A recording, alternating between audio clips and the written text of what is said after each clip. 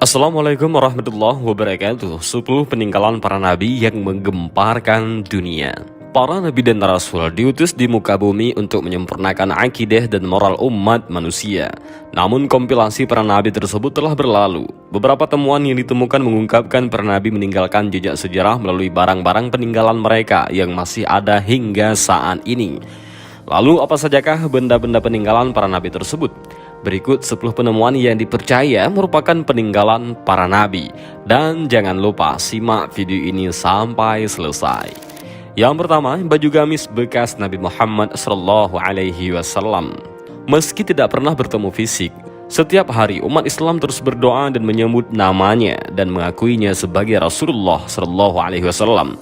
Memang fisik Nabi Muhammad tidak lagi bisa dilihat, namun keberadaannya bagi umat Islam begitu nyata lewat peninggalan ajaran dan hadisnya. Peninggalan Nabi Muhammad yang satu ini adalah baju gamis yang tersimpan rapi di Museum Topkapi, Turki. Barang-barang tersebut bisa memberikan gambaran bagaimana Nabi pada saat itu. Baju gamis yang beliau sering pakai sungguh sederhana. Dan semoga dengan adanya koleksi ini maka akan menambah kerinduan kita kepada Rasulullah SAW. Yang kedua, telapak kaki Nabi Muhammad SAW yang tercetak batu.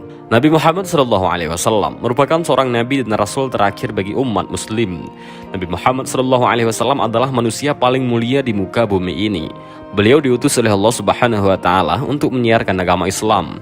Menurut hadis riwayat Imam Ibnu Ishaq dari Sayyidina Ibnu Abbas, Rasulullah SAW dilahirkan di Mekah pada malam yang tenang di hari Senin 12 Rabiul Awal tahun Gajah dan wafat di Madinah pada 8 Juni 632 Masehi. Hingga akhir zaman, Rasulullah selalu dikenang dengan banyaknya penemuan-penemuan barang peninggalan Nabi Muhammad SAW yang disimpan di Istana Topkapi, Istanbul, Turki. Salah satunya telapak kaki Nabi Muhammad SAW. Telapak kaki kanan itu tercetak saat peristiwa Mi'raj, sedangkan telapak kaki kirinya tersimpan di Masjid Al-Aqsa. Yang ketiga, kunci-kunci Ka'bah. Istana Topkapi merupakan museum barang-barang peninggalan para nabi. Koleksi paling penting dan bersejarah dalam Islam disimpan dalam ruang bernama Pavilion of Holy Mantle and Holy Relics. Barang-barang peninggalan tersebut diantaranya adalah kunci-kunci Ka'bah, talam emas, kiswah, dan sebagainya. Ka'bah sendiri merupakan bangunan yang sangat penting bagi umat muslim. Suku-suku Ashibah atau Bani Shibah diberi kunci-kunci untuk situs suci oleh Nabi Muhammad SAW. Dan tugas ini masih dijalankan oleh generasi Shibah hingga sekarang.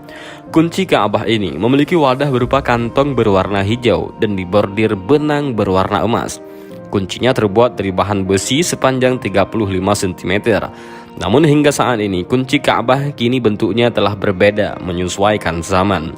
Replika kunci Ka'bah yang terbuat dari emas murni tersebut disimpan oleh kerajaan Arab atau anggota tertua dari Bani Sayyibah.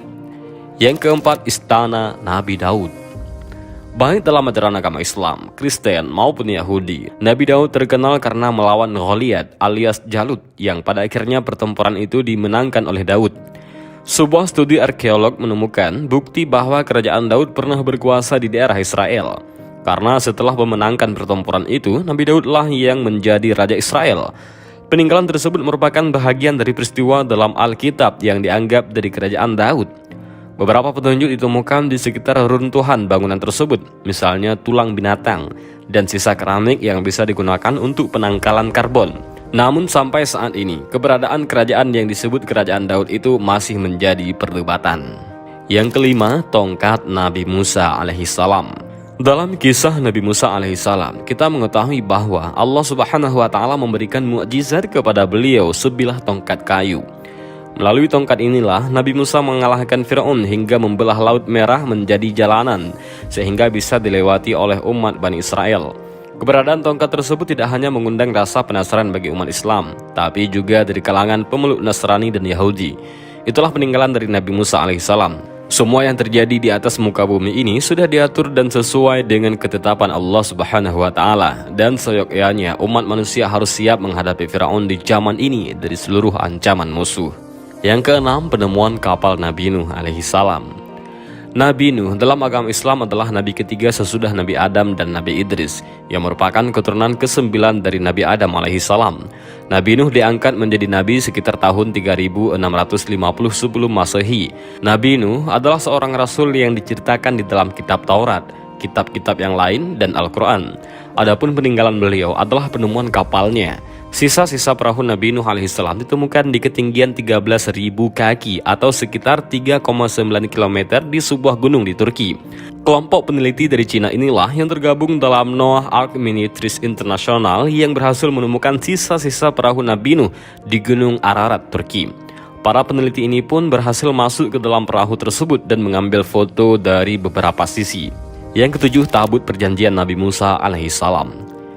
Institut Pencarian Arkeolog Alkitab atau BES yang berbasis di Amerika Serikat mengumumkan bahwa penelitiannya diduga telah menemukan lokasi peninggalan Alkitab yang berisi 10 perintah Allah yang diwahyukan kepada Nabi Musa. Tabut perjanjian yang dianggap oleh beberapa pihak sebagai misteri terbesar dari semua harta yang tersembunyi. Menurut para arkeolog, BES kitab tabut perjanjian itu pertama dikirim ke Mesir lalu kemudian dibawa ke Ethiopia. Tabut sendiri adalah sebuah peti yang dibuat oleh pengrajin dari Bezalek. Bentuknya terbuat dari kayu akasia dan dilapisi oleh emas.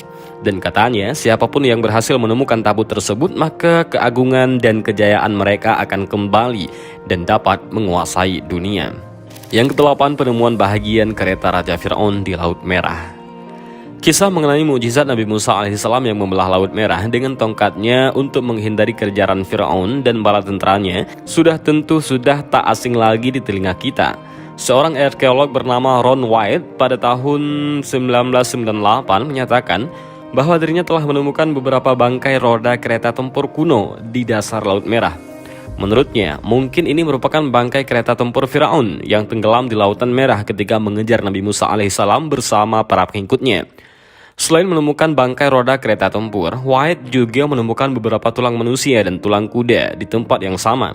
Penemuan ini memperkuat bukti adanya dugaan bahwa sisa-sisa tulang tersebut merupakan bahagian dari kerangka para tentara Fir'aun yang tenggelam di Laut Merah, dan tulang tersebut dilansir berusia sekitar 3.500 tahun silam. Kereta Fir'aun yang terlihat di dasar Laut Merah dengan posisi kereta berdiri dan tertutupi karang. Apabila karangnya dibongkar dan dilihat dari jarak dekat, maka akan terlihat jelas poros roda dari kereta kudanya. Benar-benar penemuan yang sangat bersejarah. Yang ke-9 adalah pedang Nabi Muhammad SAW. Kalau benda yang berupa pedang ini merupakan senjata yang sering digunakan oleh Nabi Muhammad SAW ketika melawan musuhnya di beberapa tempat. Yang paling populer adalah Perang Al-Matur. Pedang yang dimiliki beliau sebelum menerima wahyu pertama di Mekah, panjangnya sekitar 100 cm. Pegangannya terbuat dari emas berbentuk 2 kepala ular. Ini merupakan pedang peninggalan beliau yang dimuseumkan di Museum Topkapi, Istanbul, Turki. Yang ke-10, Candi Borobudur peninggalan Nabi Sulaiman alaihissalam. Tapi benarkah ini?